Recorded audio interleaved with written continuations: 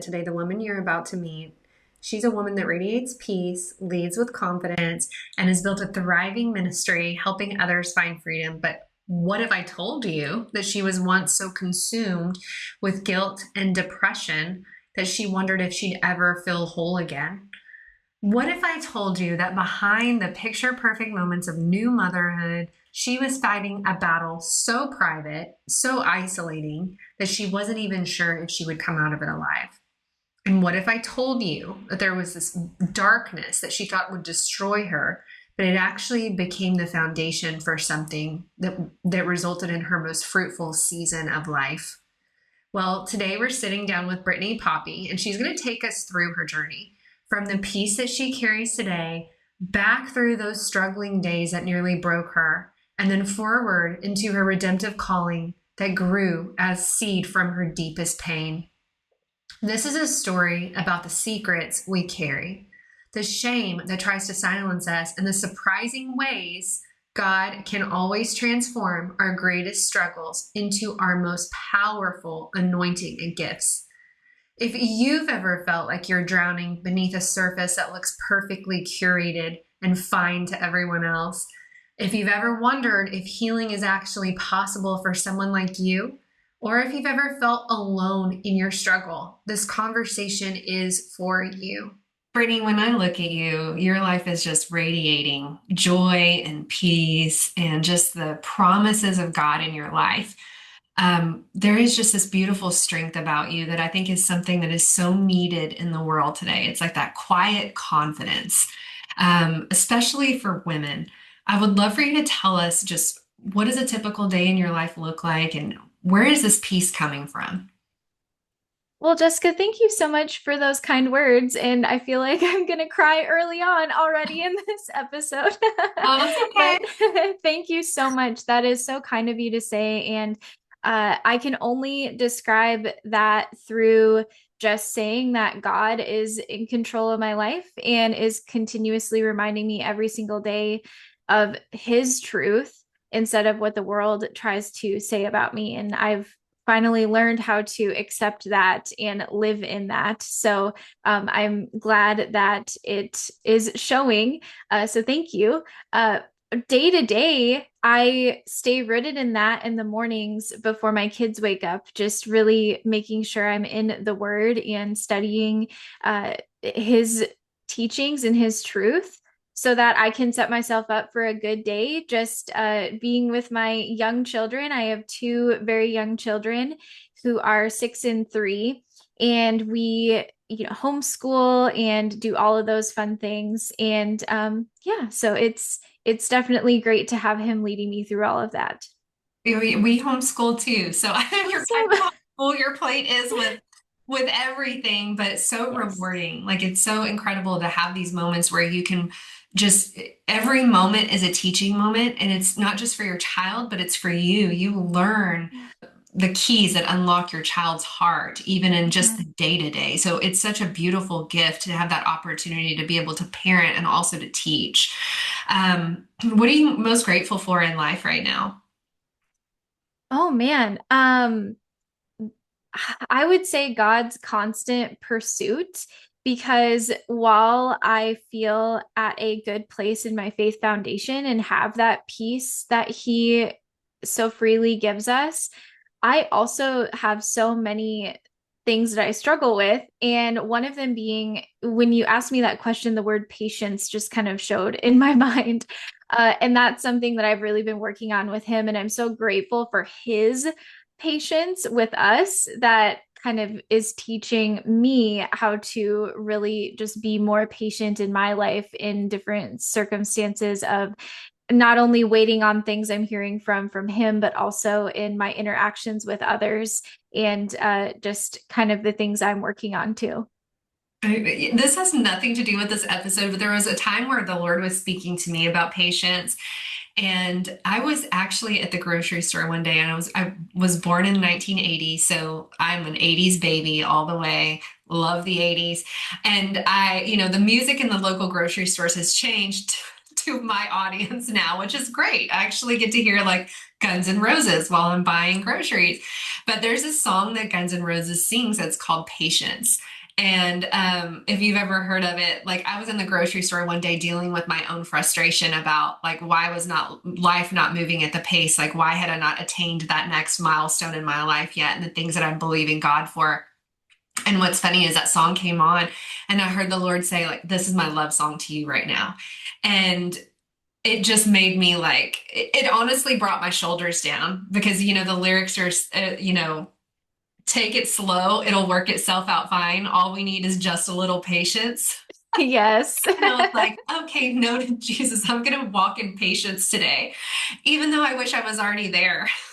Yes. Oh gosh. Um, One of the things that you're doing right now that you shared with me is that you have a coaching program that's coming up, and you're helping women find freedom in a very unique way. There is, you guys don't know it yet, but we're going to dive into this here in just a few. But there is clearly a calling on your life to set captives free. Why does launching this coaching program, why is it so important to you? And why do you care so deeply about that? Yeah. So for so long in my life, I believed that true healing came from doing things on my own. I live in the Midwest, and we kind of have this stereotype of we're not going to ask for help. We pull up our bootstraps, we get it done ourselves. We don't rely on anybody. And I'm not saying that independence is a bad thing, but we see so many examples in scripture of God calling us to be in community and how being in community can help us heal, help us grow, and we can go so much faster. And it's not about going faster, but we can attain things more efficiently when we are doing things with each other. And so I feel that God has really truly placed it on my heart to create this scenario for this specific woman that not only I want to help, but who I used to be. Because for so long, I tried to do everything alone, and it really got me nowhere. That's true. One can put 1,000 to flight, but two can put 10,000 to flight, right? Mm-hmm. So this piece that you carry, I want to kind of lean into that a little bit. That was not always your story. So take us into a time when things looked completely different from the outside, but inside you were just fighting this battle that no one really knew about. Yeah. When you ask me that question, I think about actually the pregnancies I had with both of my living children. So I know we haven't gotten into this too much yet, but I did choose to have an abortion when I was 17. Mm, And this choice kind of followed me into my marriage and into my pregnancies with my two living children that I have now. And the guilt and shame that I felt for that decision really kind of just took me down this dark road of extreme mental anguish. And even so far as to say that there were days that I would have welcomed death. Uh, mm. Even in this time of joy and excitement of these new babies that I had been gifted to raise, I felt like I didn't deserve either of them. And so I remember specifically after my daughter was born, she is my oldest living child. I had a business on social media where I would go live a lot and I would sell products. And I would be this bubbly, excited person on these live shows and showing my new baby and happy, and everything was perfect, and I'd be posting all of these beautiful pictures of our life. But really, as much as I loved my daughter, I hated myself. And Mm. so I would, as soon as I would hit end on the live video, I immediately would, like, the smile would drop, my shoulders would drop, I would go change into uh I, this like clothing that I wasn't that didn't make me feel good. It was just kind of, I can go into this, but I would really kind of punish myself by not keeping up with my hygiene and not, caring what I looked like. But I had to look the part when I was on social media. And so it was really just a night and day comparison of who I was day to day and who people on social media thought I was. And that got worse when I was pregnant with my son because I had, committed to not having more children as a way to punish myself. So God didn't need to punish me. And so when I found out I was having another child, that just got worse. And my own laundry went unwashed for about 5 months. I wish that was an exaggeration, but it's not. I would go as long as I absolutely could without showering and would wear hats when I was on my live sales to kind of mask it. It was very I was basically kind of a fraud, really, to all of my followers and listeners because I was trying to be someone who I just couldn't be at that point.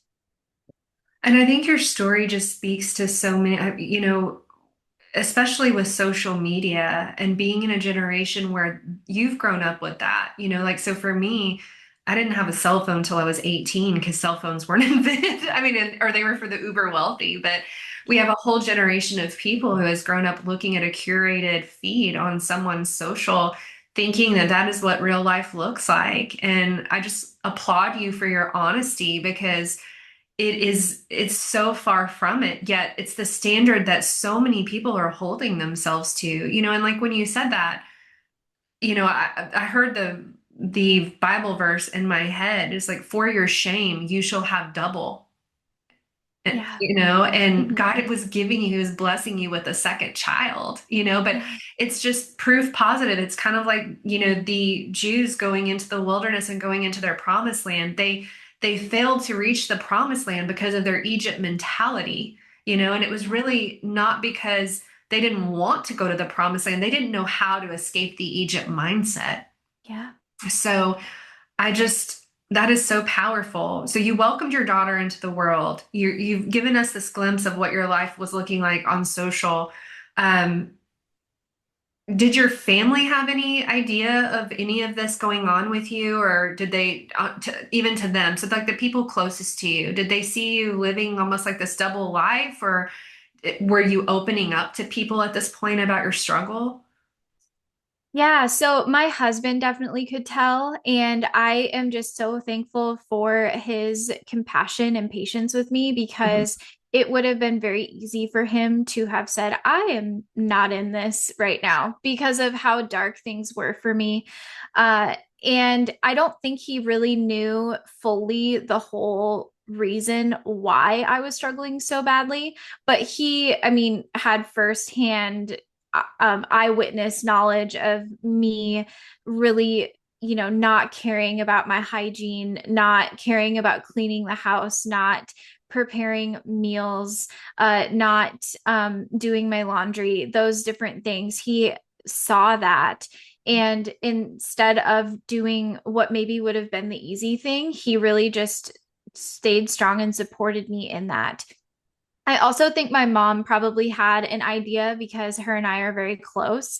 But, again, she just kind of supported me how she could through a lot of prayer, through, not leaving my side, making sure that I had that support. I look back so fondly on she would visit us a lot. She lives a short-ish, longish drive. It's like right in the middle away from us, and she would visit us often, especially then. And those visits would kind of carry me through until she would come back. And yeah, so I did have some people in my life that could tell something was going on, but they just didn't know the whole story.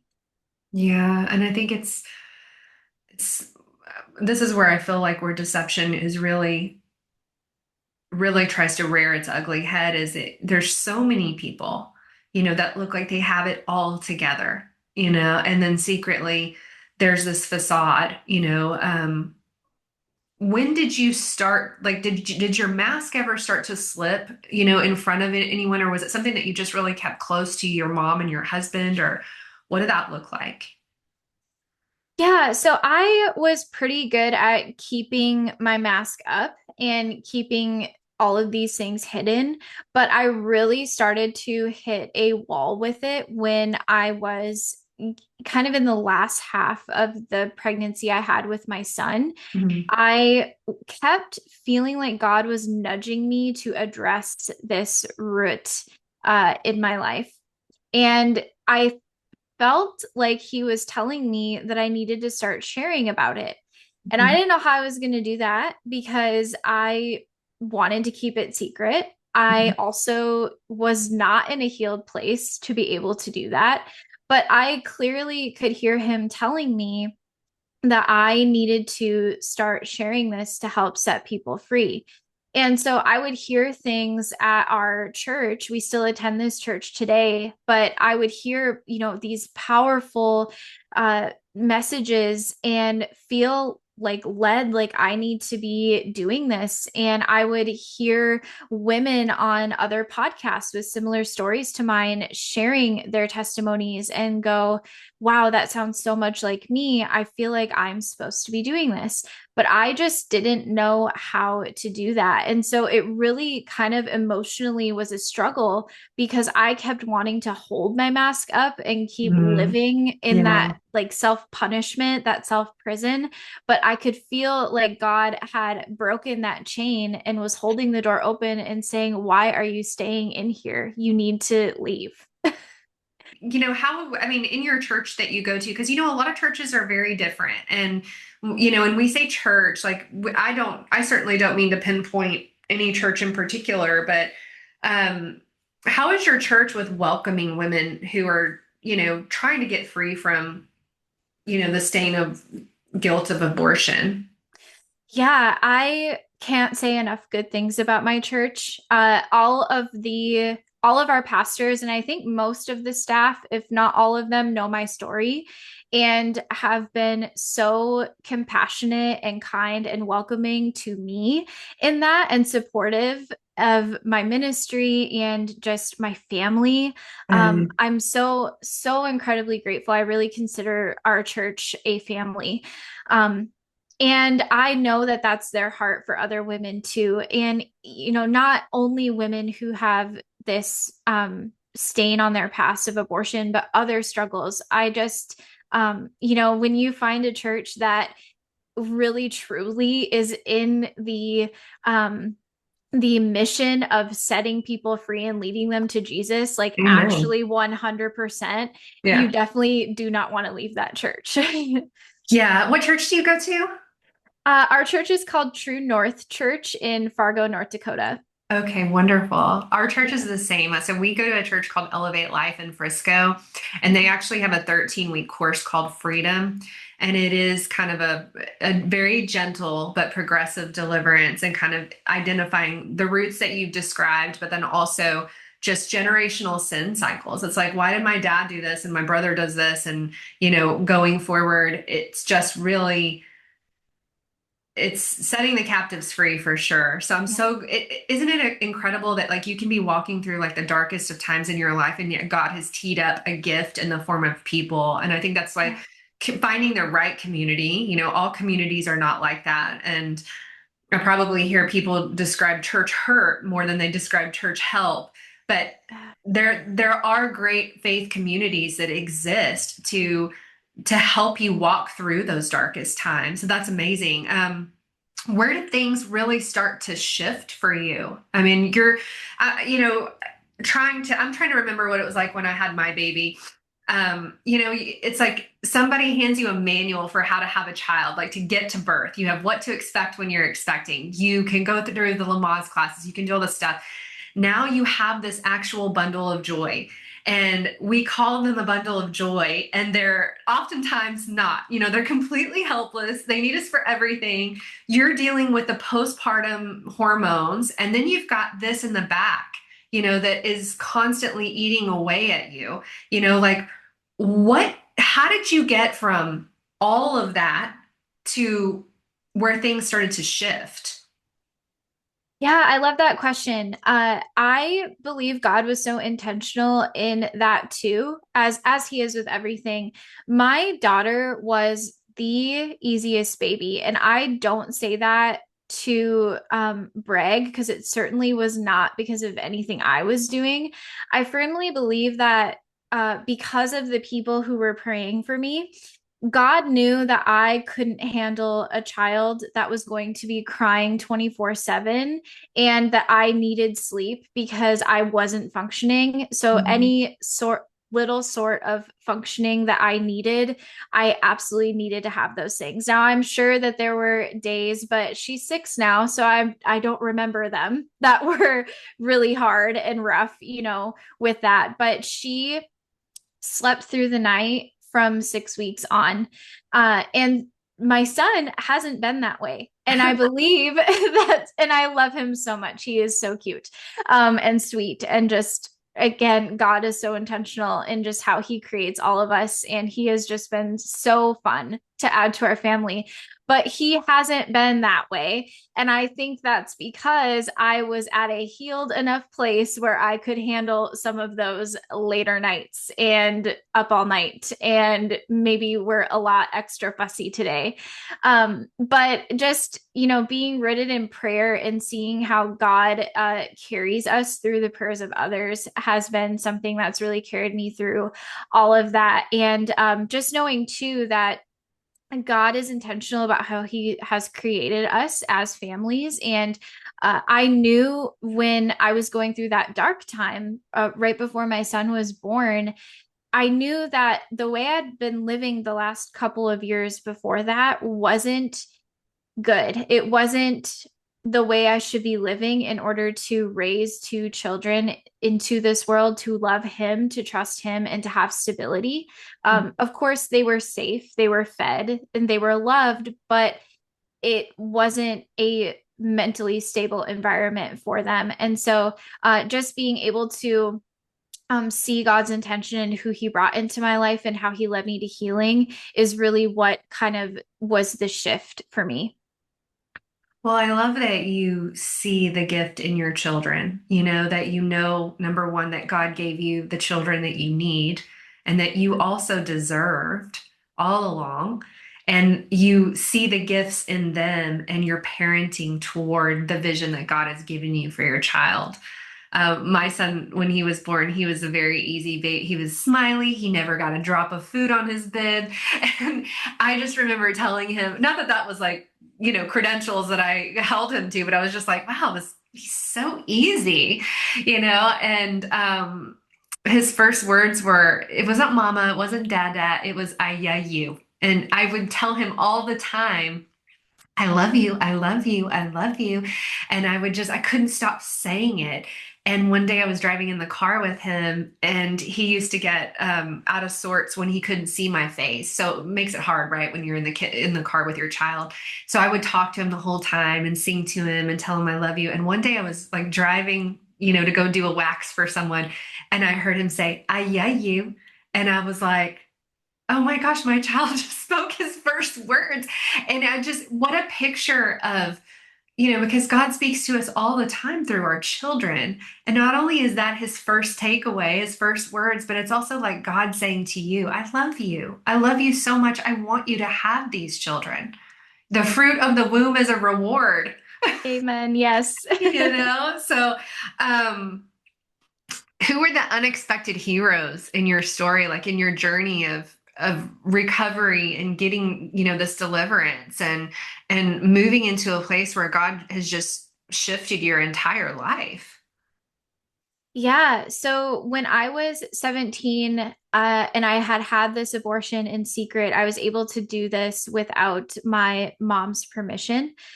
And anyway, she ended up finding out about it a few months afterwards and started taking me to a pregnancy center for post-abortion counseling Mm, because she had no idea what to do. This was yeah. not something she ever thought that I would do, something that she would ever even have to worry about. And so she got a referral for someone at the pregnancy center who did post-abortion counseling, and she brought me there. And so I started meeting with this woman, and she would counsel me faith-based, kind of on what I was going through, and I just really wasn't receptive to it. Again, I was still kind of living my fraud lifestyle of I'm just gonna lie my way through everything and pretend, but really I'm not doing anything. And I think she could see through all of that. but she was intentional about our time, and she, was interested in what I had going on and stayed in touch with me. And I had stopped that counseling after a while, and we stayed in touch on Facebook. And when I was really, really struggling and finally realizing I can't do this independently alone anymore, I need help. And maybe my help can be just helping other people.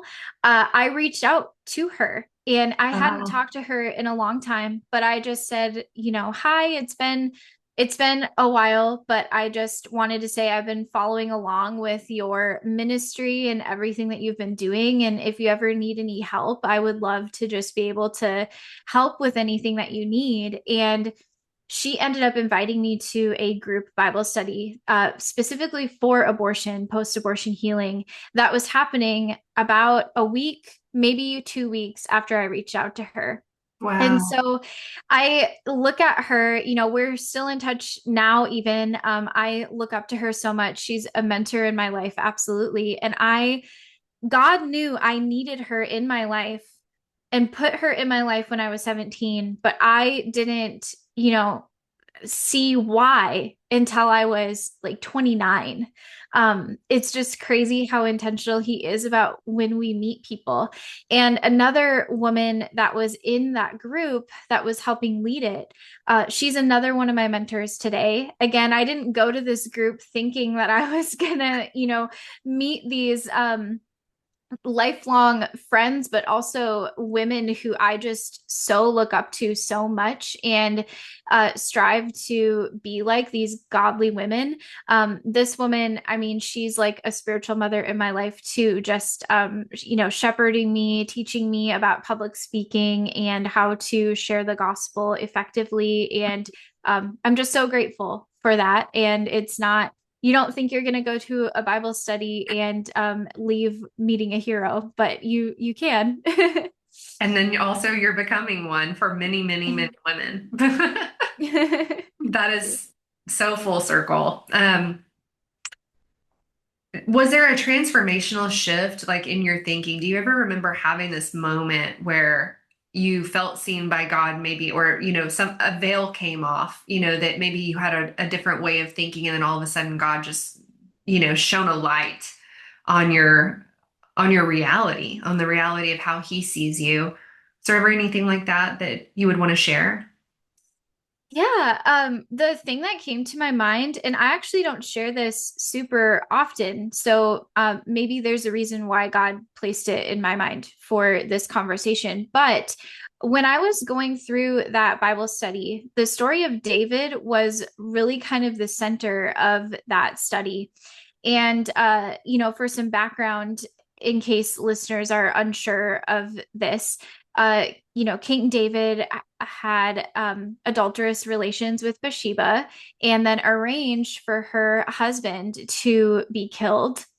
And he had gotten her pregnant, which is why he arranged for her husband to be killed. And then they lost that child as a consequence of David's sin, and they conceived another child who we know as Solomon. And so I was reading that part of this Bible study, and the Bible that I was using was kind of one of those more pretty Bibles, which is not a bad thing, but it didn't have a lot of contextual notes in it. Mhm. But it had one on that page, and it was an asterisk next to Solomon's name. And so I thought, oh, I should read what that is. And it was talking about how the Lord had a different name for Solomon, and it was Jedediah. And Jedediah means loved by the Lord. Wow. And I remember feeling so touched by God in that moment because several years prior, I went back home to clean out my bedroom. And my mom was selling the house and moving to a new home. And so I cleaned out my closet. And when I was a teenager, before I chose to have an abortion, I was very pro life. I had this pro life t shirt and I would wear it all the time and, share very proudly why I felt that way. And so after my abortion, I threw this t shirt to the side. I'm like, I can't wear this. I'm a complete fraud. that's, it's not something that I feel right wearing anymore. So I go to clean out my room and I find this t-shirt and I remember, oh my gosh, I used to wear this all the time. And I hold the t-shirt up and I look at the little kind of neck tag that was printed on, and it had Jedediah on it. Wow. And when I saw that, I had remembered how when I was younger, I used to say, oh, if I have a boy someday, I'm naming him Jedediah. I love that name. And so in that moment, when I saw that name on that t-shirt, I felt so much guilt. I had chills, my Mm, hair stood up, like my neck was all, I was having an encounter with God, but I did not know what that was in that moment. yeah. And then I had this same exact feeling years later when I read that footnote in my Bible about the name Jedediah and what that means, which means loved by the Lord. And I firmly believe God was meeting me intentionally in that moment and telling me, I have your child. He's with me and I love him and I love you too. That is so powerful. Yeah. He is all over the story, you Yeah. know. Um, Thank you for sharing that, because I think that a lot of times, women that have walked through this, they carry this or they wear this cloak of shame. And, it's not quite living life in full color, not quite living life in black and white, but things just don't look as rich as the life that God has intended for them. And it is because of, the lies that the enemy tries to convince us are God's truth. So it's so incredibly captivating to me that he would take you back and he would show you a promise Yeah. and that he would remind you that all of that has been paid for. Yeah. So, obviously, faith has played a pivotal role. It's everything. I see like every step you're taking is like a stepping stone of one step of faith to another step of faith, and starting with just like that step of faith to believe again, the step of faith to receive forgiveness, that step of faith really. I know there are people, I've heard people say like you just have to receive the forgiveness of God and that you don't have the ability to forgive yourself. But sometimes I think we need to release ourselves of the regrets of past mistakes or sin. And I read this really great book by Lisa TerKeurst, which I've probably mentioned it before on this channel, but Forgiving What You Can't Forget.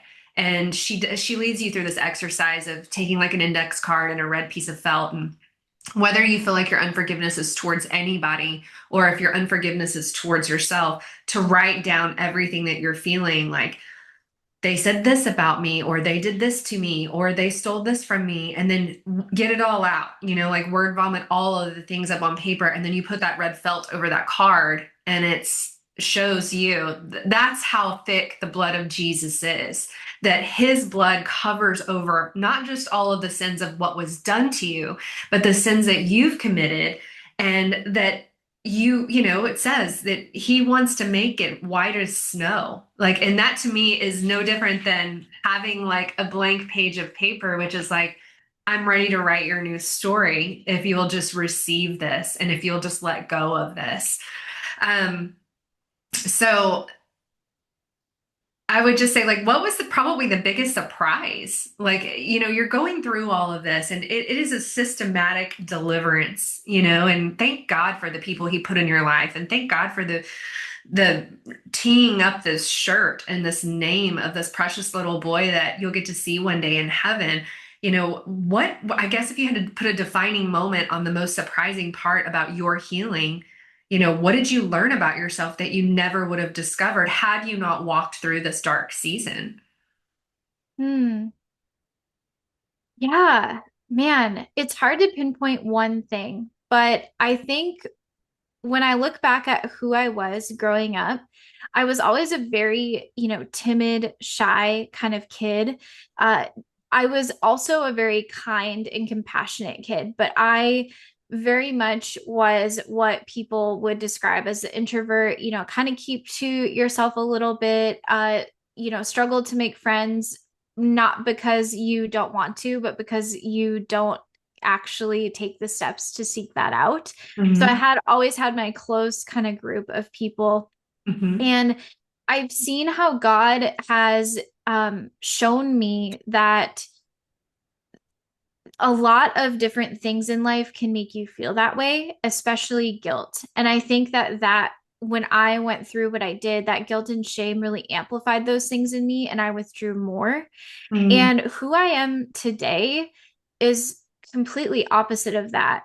Um, he has fully redeemed and restored me and made me a completely new creation in him that actually thrives in being in community with other people, that doesn't want to hole up inside my house and not see anyone, that can serve. I serve with my church's prayer team. So I have to, I shouldn't say have to, I get to pray with people. I maybe have not talked to this person before, but they're coming up to me and they want to pray, which is one of the most intimate things we can do with another human being. yeah. Um, Looking back as a kid, if I would have sat down with God and he would have said, "This is what I'm going to have you do," I never would have believed that he was right, and would have definitely challenged him on that.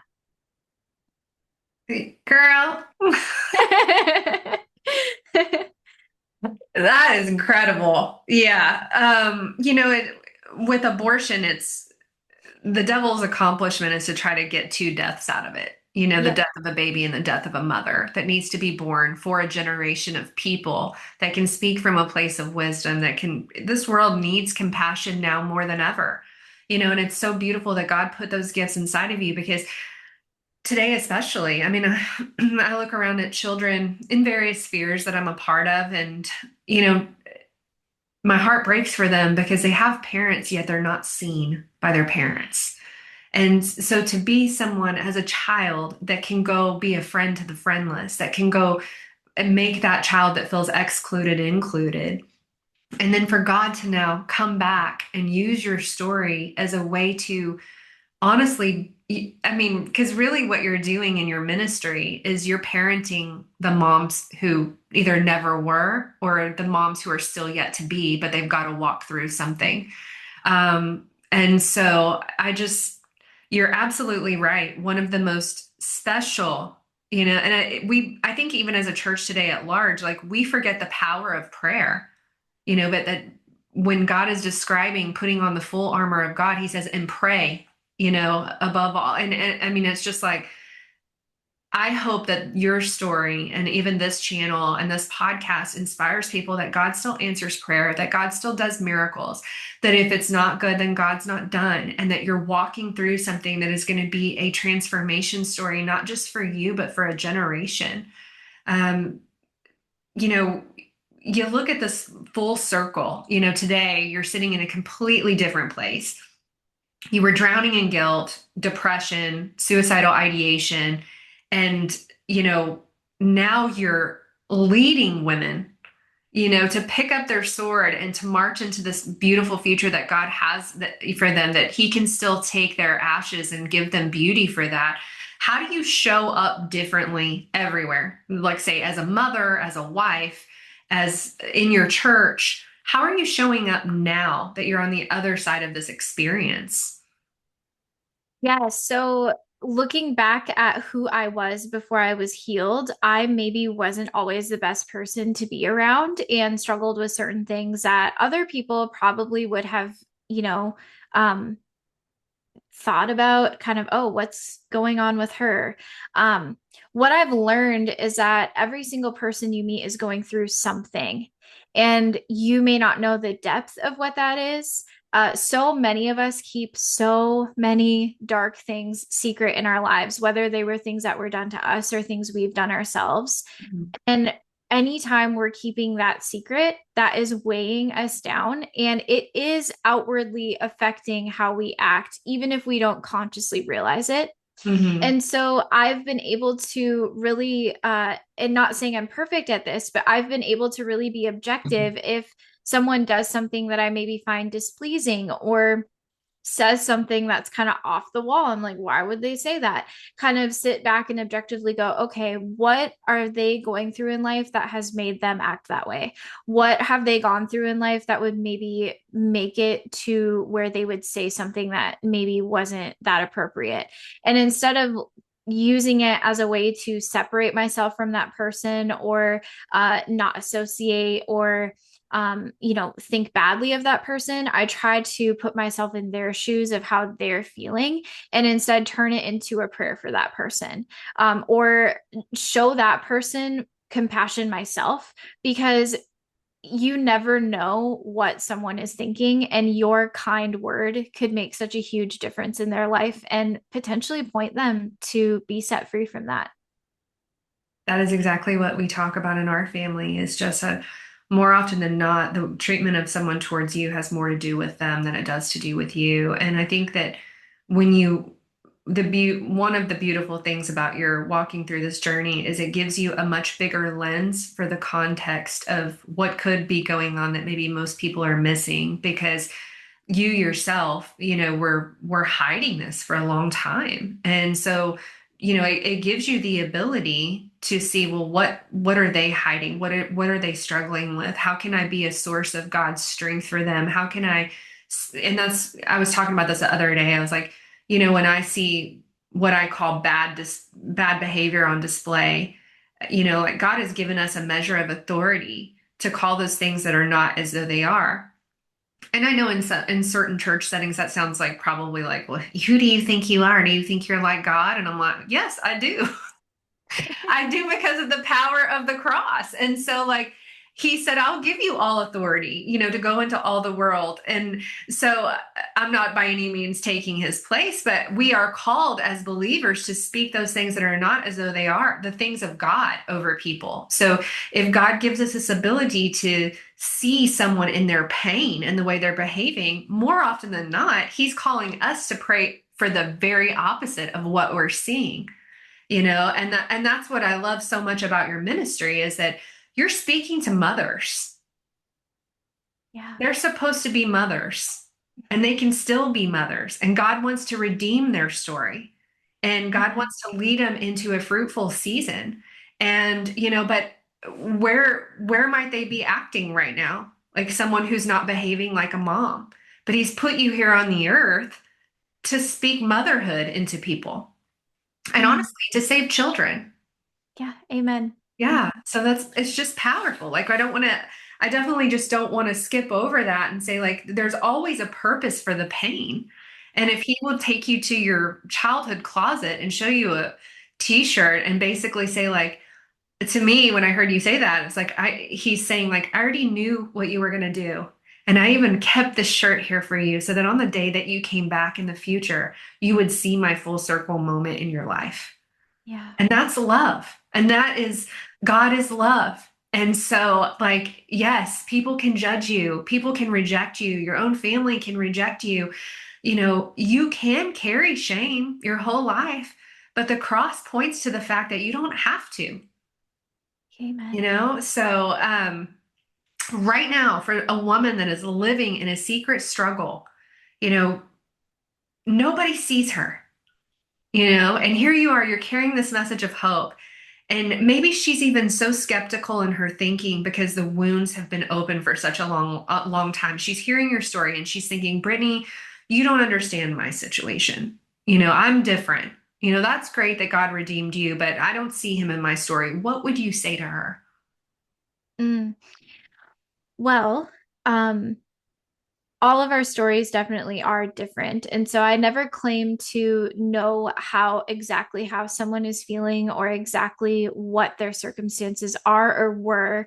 Even if we went through something that was similar, there are so many varieties to how we can experience these things and how these negative emotions can kind of manifest themselves in our lives. But I do know that the word is living and active and consistent, and God never contradicts his word.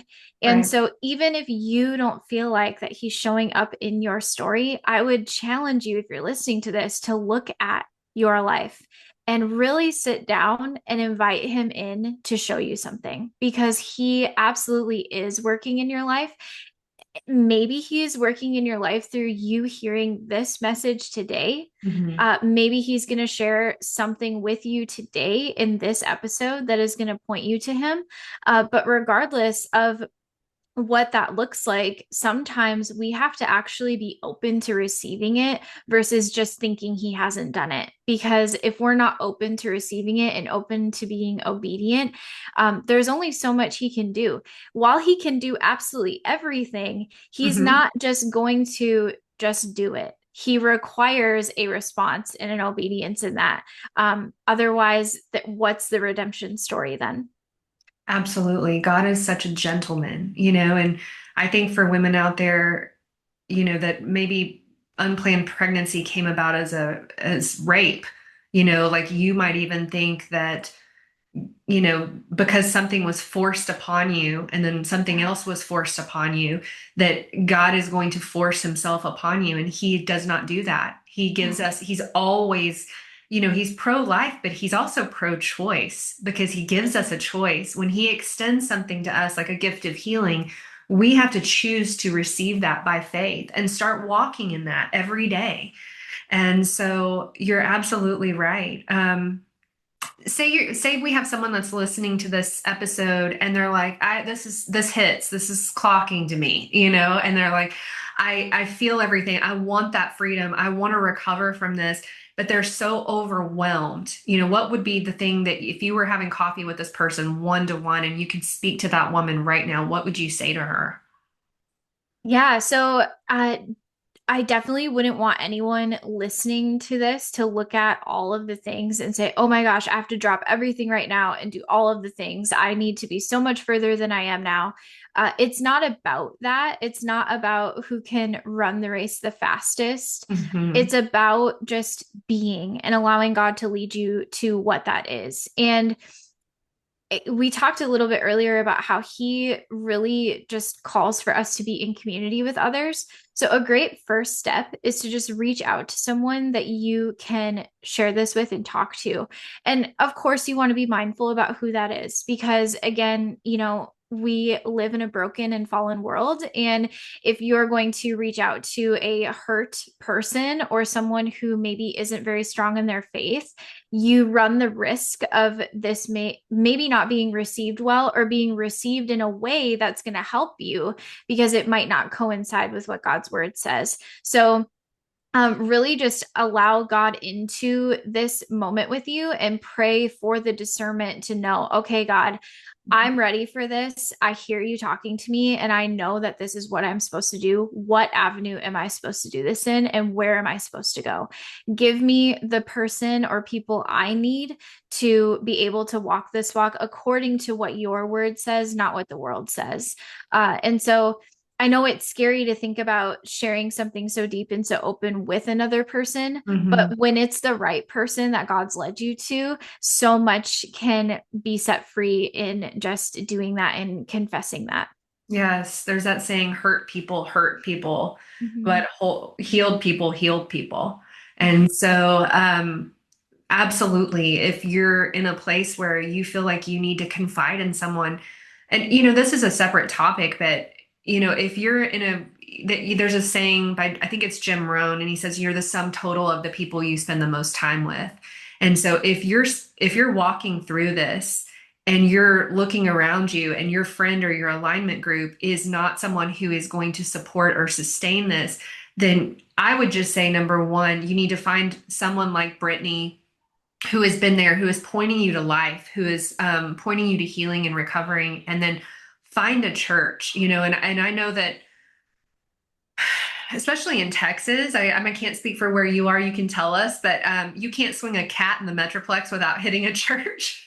And so, but not every church is a church that is doctrinally sound, that is going to come up alongside you and say, I've been there too, and let me get you around people who can speak healing into you and can walk with you. Like your journey is not meant to be done alone, so you have to be very I'm going to say discerning, like use sound judgment when you find a church, because there are absolutely people in the church who reject women who have walked through abortion just as much as there are people who will welcome you with open arms, just like Brittany's church has. So you have opened up your heart and your life and your purpose to to being a resource and a beacon of hope for women who are struggling with this. Can you tell us a little bit about what you're doing, how God is using this? Yeah, so about 6 months after I found my healing, he led me to start my podcast, which is called Abortion Recovery for Christian Women. It's gone through a couple of title changes since I launched the show, but that's what it's currently called. And what I expect it'll stay for a while. But he really just led me to share my story and share resources for healing.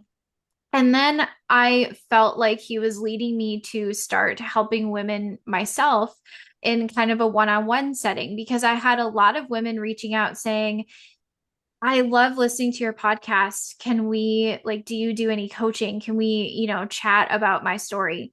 And so I started offering one-on-one coaching about a year and a half ago. And it's been such a blessing to get to hear other women's stories and how so many of us go through all of these different things in life, and maybe how some of these things have snowballed into this abortion.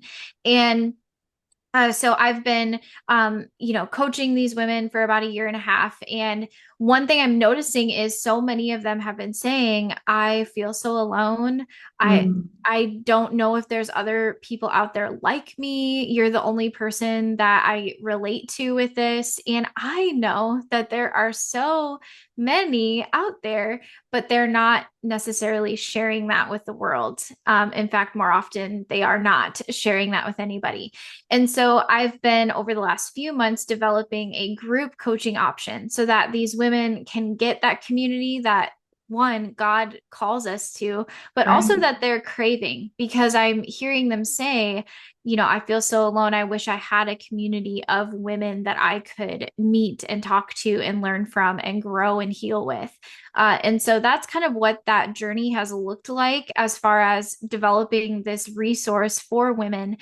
It's very much based on biblical principles, but it goes a little bit of a step deeper than what a Bible study you might buy at a bookstore would go through. Those are amazing and super great, but we kind of really focus on some of those like emotional coping mechanisms as well that we kind of need to get us through the rest of life. Because I think one mistake that people make with grief, which really is what this Yeah. is a lot of people talk about when you get over grief or when you're done grieving or when you like, when it's over. And what we know to be true is that it's not over. It doesn't go away. It's not something that you can just, say, oh, I'm finally done with this today and take it out of your home or out of your heart. It Hmm. stays with you forever while we are here before we get to eternity, Hmm. but we can learn how to live with it and give it to God and have that peace even in the storm, even on those days that might be a little harder than others.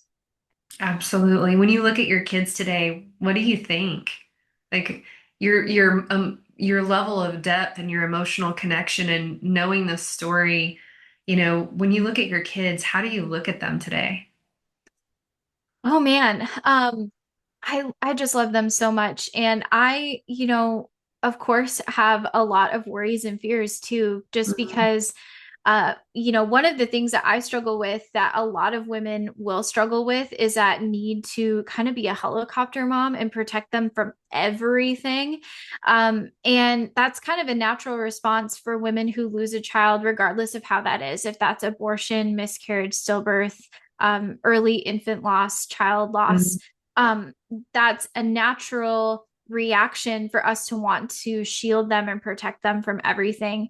But I'm really trying to teach myself to look at them as future disciples, or even current, really, disciples of Jesus, and how God has given me this responsibility to raise them to know him and to love him and to share that knowledge and love with other people. And Yeah. so it's a lot, it's hard to do that, right? But just looking at them and seeing how God has given them to me as a gift, and I need to steward the raising of them well and teach them and hope and pray that they stay rooted in that and don't go down the road that I went down. One thing that I do that just that I'm just a big believer in, because a lot of times the Lord will speak to me in visions and in dreams, as I ask him to show me, who is my son when he grows up? What is he Wow. doing? And then what I do is I pray toward that vision. I write those things down, and then, he's already shown me my son's wife and confirmed it to me. And so I pray for her every day, and that she's growing strong in her faith, and following hard after God, and just really, yes, absolutely. We're taught we need to steward them, and we're responsible for helping them go out into culture and change the world. It's also like knowing that not only is this just a child that God has given me, but it's that this child has a hope and a future, Yeah. and so who is he supposed to become, and how can I help shape, not just, nurture and protect, but also shape him into becoming the man of God that can lead one day and that can serve one day. And we don't know what kind of world our children will be turned out into, but knowing, like you said, that they're rooted, and also that we're speaking to the vision, we're speaking to the future them, that God has, is, I think, a great way to, because when you ask God to give you a vision of your child and he starts to speak to you about your child, it's like, it's so just like, wow. I remember just thinking, wow, God. And then, so when I start to have those feelings myself about like what kind of world, and I start to kind of get like, fear tries to knock on the door, I'm like, nope, this is what God has shown me. This is what I'm speaking to. This is what I'm constantly talking to my son about, in ways that are at a level of his understanding. And then praying for his spouse and his family and his children, and everything that God has given before me, I think is a really great way to neutralize those things that try to crop up and kind of, rob us of our joy, and just appreciating who they are right now. Yes. So Amen. I would love to know like more about the coaching program that you're launching. I know you've said group and all that, but what kind of transformation are you hoping to guide women toward? And then obviously, like, how long is the program? Where are they meeting you for this? And just kind of share, like, where can they find your community too? Yeah, yep. So the program is officially called the Abortion Recovery Roadmap Okay. 12-week group coaching program. So it's 12 weeks where we meet once a week for live coaching. Every other week, I teach on something. So we'll go through, really honestly, the grieving process, because even women listening to this might hear me say that they're grieving and go, no, I'm not. But even though we think that that's not something that we're doing, we Hmm. are grieving. We have gone through a loss. And Hmm. often this is called forbidden grief because we aren't giving ourselves permission to even grieve this loss. Wow. So we really kind of tackle those different stages of grief and emotions that we may be struggling with. And we're kind of going to talk about this in a way that really will reach the masses of women who struggle, because what we find is not everyone struggles the same. Yeah. Some women might struggle with a lot of anger, others might have no anger. And so it really shows up differently. And so I've developed it to reach everybody, no matter kind of what their story has, or what these emotions look like in their life. And so we walk through that over 12 weeks. Forgiveness is a really big part of this program as well, and renewing our mind, because like you said, Satan uses abortion in two ways: to destroy babies and to destroy mothers. And so we have to renew our minds to like really put up a wall against him and not let him do that to us anymore. Amen. And so we walk through that over 12 weeks. There's a lot of time for Q&A and just really getting to know each other and know our stories and just have a safe, private place to share. And so we'll meet online on Zoom weekly for that. And if that's something that you want to know more about but aren't sure, or you want community but aren't sure if you want to hop on a Zoom, I do have a free Facebook community. It's Great. the same name as my podcast, Abortion Recovery for Christian Women. And it's a private Facebook group. We've got quite a few women in there who you can share, ask questions, and I post encouragement in there. And I do also in that group, I don't encourage being anonymous in the group, but I also understand you are in a different place than I am. So Yeah. I do have it possible for you to post anonymously, comment anonymously, so that other people in the group don't necessarily know your name if you're just not ready for that. That's so fantastic because like we've spoken about previously, like there are places that exist even within the United States where you don't have the support locally or at the church. And, society will tell you that it's your body, your choice. And um, that's a whole other conversation I don't really want to get into today. But just making a safe space for women, everyone is kind of having their own personal resurrection, and it's that pace for the individual. So I love that you allow them to stay anonymous till they feel comfortable to really share, peel back the layers and share a little bit more about who they are. This has just been such a gift, and I'm just praying that this is going to go out to every woman that needs to hear it, and especially those who may still feel cloaked behind regret and pain and shame and rejection, and some more of the lies that the enemy tries to kind of really like slap on women especially. But as we close today, um, just watching this beautiful transformation, and I know that there were probably so many hidden moments that we didn't really have time to discuss together just for lack of time. But if there was one woman that was just sitting here and you wanted to leave a final takeaway with her, you know maybe she's thinking about joining your group, or maybe she's just really still overcome with the emotion of choice and where her life looks today, because we both know that anytime that you fall into a deceptive way of thinking, your mind goes to look for confirmation of those things. And so she may have made a mistake 20 years ago, and maybe today her life looks like a shadow of the life that she could be living if she's just willing to step into the light of God's goodness. Like what would be the final takeaway that you would have for her before we end our time today together?